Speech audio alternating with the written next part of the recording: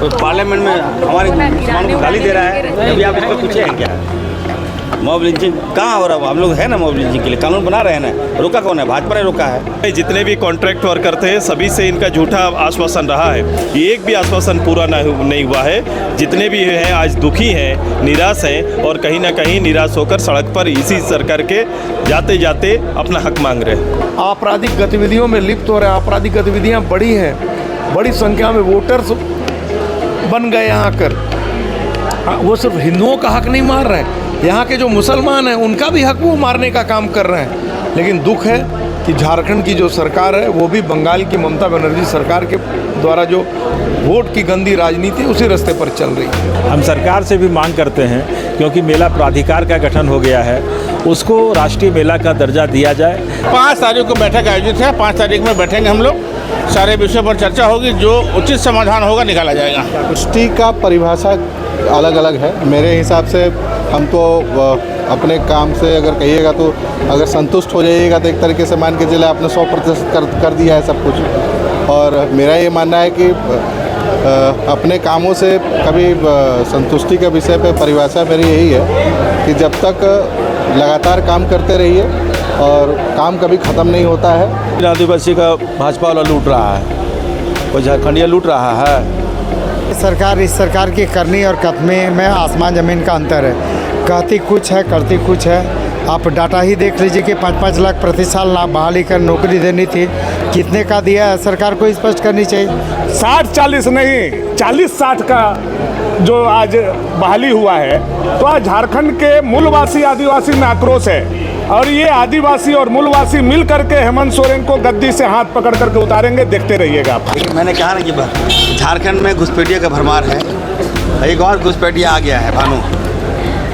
BJP के तमाम लोग जो है आप देखिएगा 90% लोग बाहरी लोग हैं। तो मानसून सत्र के आज पहले दिन जो है कुछ खास विधानसभा में नहीं हुई। हालांकि पक्ष विपक्ष एक दूसरे को घेरते हुए जरूर नजर आई है। क्या कुछ सत्ता पक्ष के विधायक मंत्रियों ने कहा है, वही विपक्ष यानी भाजपा किस तरीके से जो है बार बार बेरोजगारियों का मामला हो, चाहे वो जितने अनुबंध कर्मी हैं उनके मामले को लेकर, चूँकि 5 साल इस सरकार के पूर्ण चुके हैं, तमाम वायदों को लेकर जो है उनको इस सरकार को याद दिलाने का काम कर रही है। अब सोमवार के लिए तक जो है स्थगित कर दी गई सदन को, लेकिन आने वाले दिनों में जो सोमवार से जो सदन होगी उसमें हंगामेदार सत्र कहीं न कहीं देखने की बात जो है कही जा रही है।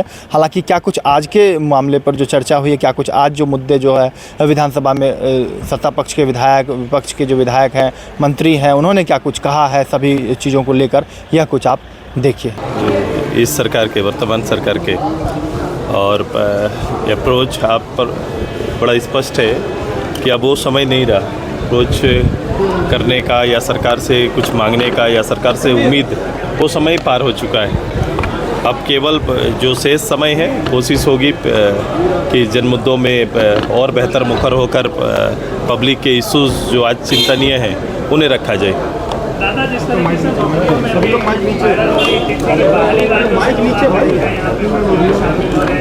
इतने दहाड़ने वाले मंचों पे चढ़ के झारखंड के मूल पर बात करने वाले आज कहाँ गए? क्यों कैमरा से मुंह चुरा रहे हैं? क्यों नहीं स्पष्ट कर पा रहे हैं? ना वो नौकरी की सीमा पूरा कर पा रहे हैं, ना झारखंडियों को नौकरी दे पा रहे हैं। दोनों में ही सरकार विफल रही है। दादा, खनिजों पर राज्य सरकार के टैक्स का आधार जो दिया है सुप्रीम कोर्ट ने, उसको कैसे देख रहे हैं? ये मूल्यांकन का विषय है, ये मूल्यांकन का विषय है।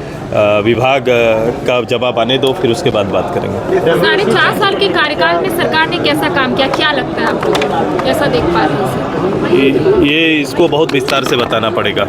सरकार एक कमिटमेंट के साथ आती है, एक संकल्प के साथ आती है, एक जवाबदेह सरकार जनादेश के साथ आती है।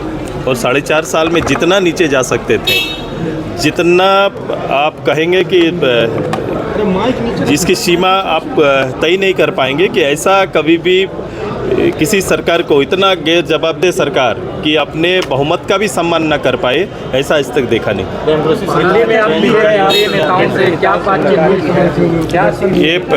ये हमारे एनडीए के प्रमुख नेताओं के साथ निश्चित रूप से आने वाले चुनाव के संदर्भ में बातचीत चल रही है। ये प्रारंभिक बातचीत है। हम सभी लोग एनडीए और जनता, झारखंड की जनता एनडीए को इस प्रदेश में लाना चाहती है। उसके लिए हमारी कोशिश होगी कि हमारा पहल, हमारा कार्यक्रम, हमारा निर्णय काफ़ी महत्वपूर्ण होगा। इसलिए हम सभी मिलकर अभी अध्ययन कर रहे हैं कि आने वाले चुनाव में किस रूप से, किस तरीके से हम लोग आगे बढ़े। सीटों के तालमेल को लेकर भी कोई बातचीत हुई क्या? आदिवासियों को प्रताड़ित किया जा रहा है, उनकी जमीन को लूटा जा रहा है। ये पूरे प्रदेश में है। आप जिस राजधानी में है वहाँ देखिए ना, जिस राजधानी में है वहाँ है, और इसकी डाटा मैं कुछ दिन बाद आपको दूंगा कि किस रूप से इस सरकार के आने के बाद जो आदिवासी सुरक्षा के नाम पर आने वाली है सरकार, बाकी कमिटमेंट आदिवासी के लिए छोड़ दीजिए कि उनकी ज़मीन तक नहीं बचा पा रही है और नहीं बचा पाई, उसका आपका डाटा भी हम लोग देंगे कि इस 5 साल की अवधि में कितना ज़मीन यहाँ के ट्राइबल का लूटा गया। पंचायत सचिवालय शिक्षक सहायक पुलिस सभी कहीं न कहीं आंदोलन ये होंगे। ये झूठे आश्वासन पर इन लोगों ने उनसे अपना समर्थन लिया था। उस समय जितने भी कॉन्ट्रैक्ट वर्कर थे सभी से इनका झूठा आश्वासन रहा है।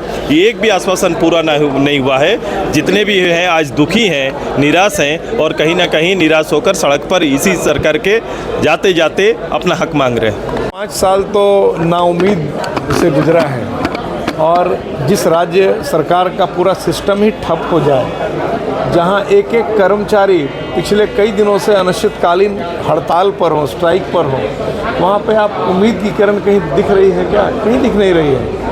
पूरा सरकार का जो सिस्टम है वो भ्रष्टाचार से बजाया हुआ है। जिस सरकार के मुख्यमंत्री जेल जाकर बेल पर आकर और प्रसन्न हो रहे हैं कि मैं तो रिहा हो गया, तो ये बहुत ही दुखद है। आज बालू की लूट वैसे ही जारी है, पत्थर की लूट वैसे ही जारी है, ज़मीन की जो लूट है वो वैसे ही जारी है। तो कहीं भी कुछ दिख नहीं रहा है आशा का किरण।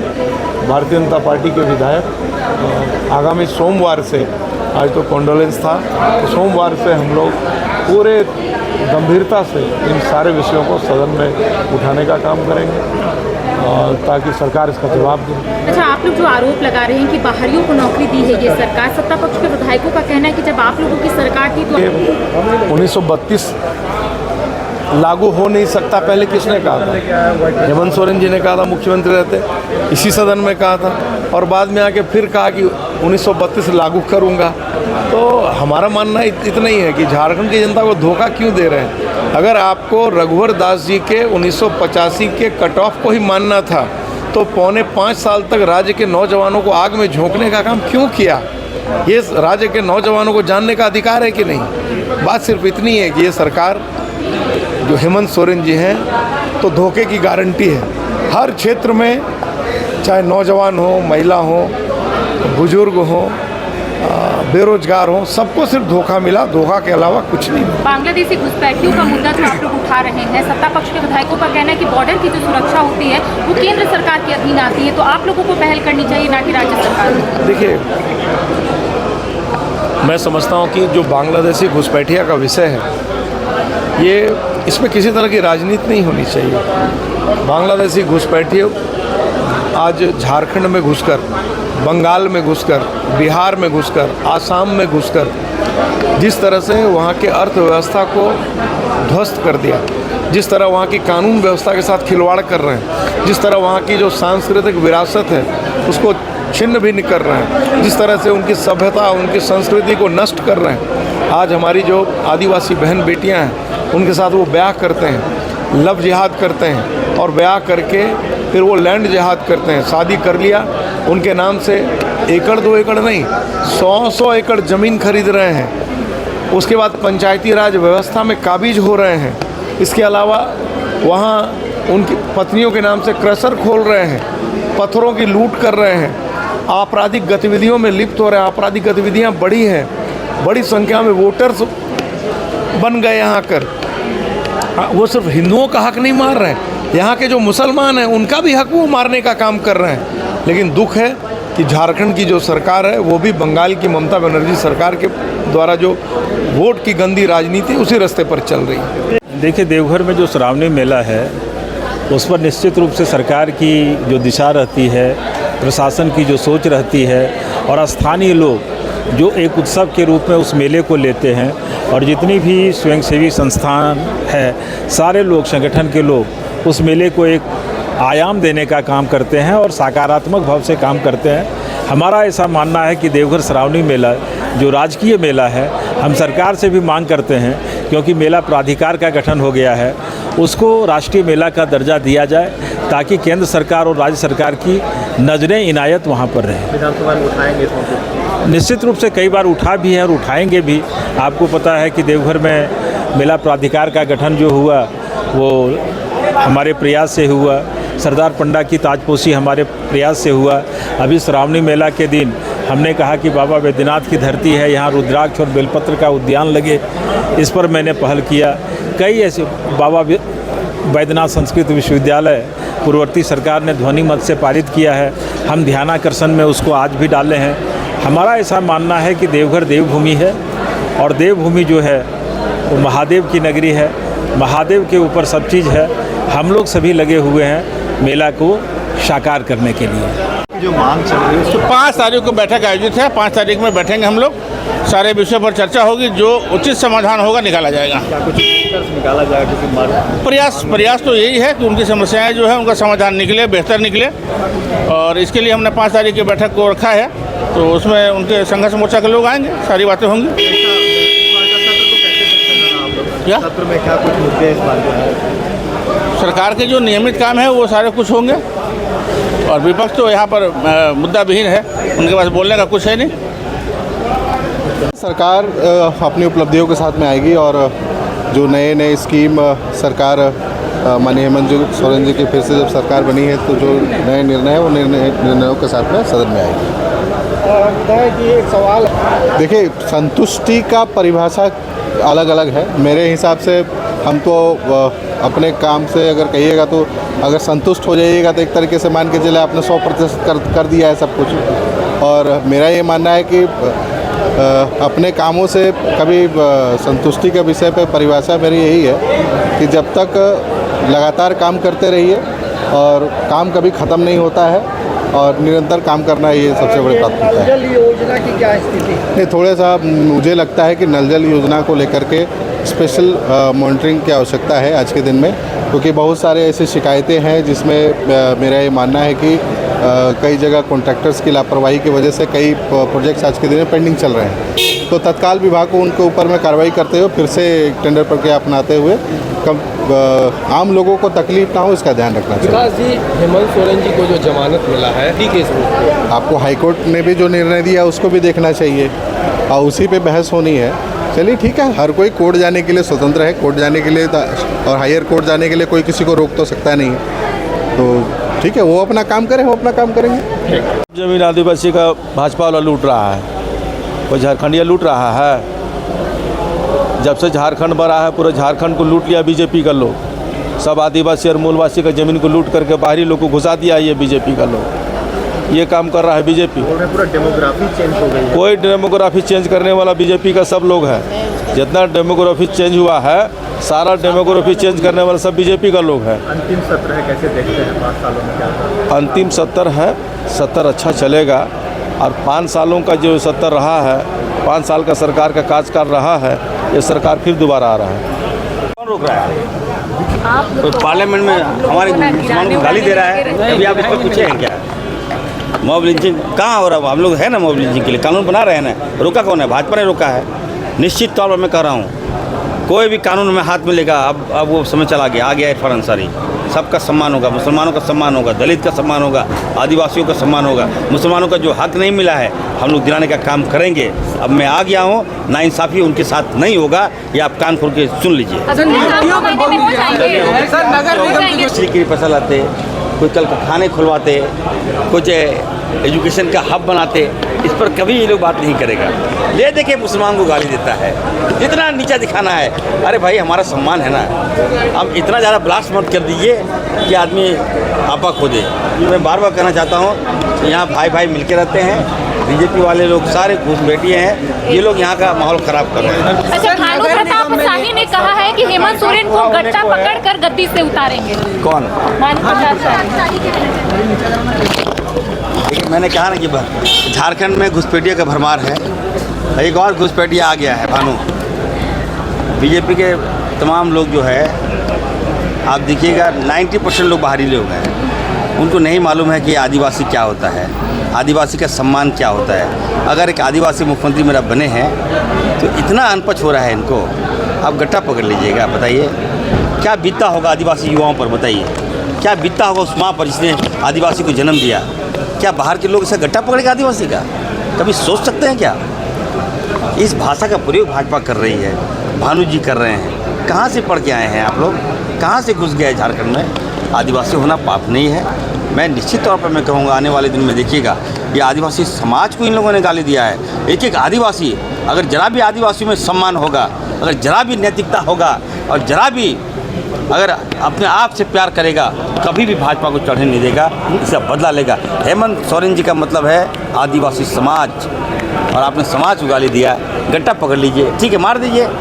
पेशाब मुंह पे पेशाब किया तो मन नहीं भरा और अब गट्टा पकड़ने पे चले आए। इतना हिम्मत हो गया है, ठीक है, पकड़ लीजिए गट्टा, लेकिन चुनाव में हम लोग देखेंगे। जो सेकंड आपका समय है उसमें झारखंड में जो सुखाड़ की स्थिति उत्पन्न हुई है, यहाँ पर जो युवाओं में आक्रोश है, नौकरी नहीं मिल रही है, लोग पलायन कर रहे हैं, सुखाड़ की स्थिति बनी हुई है, इन सारे विषयों को लेकर विशेष चर्चा कराई जाए। तो निश्चित रूप से बात हुई है कि हम लोग कार्य मंत्रणा समिति की बैठक में इस पर तय करेंगे, तो उम्मीद करते हैं कि इन सारे विषयों पर बात हो।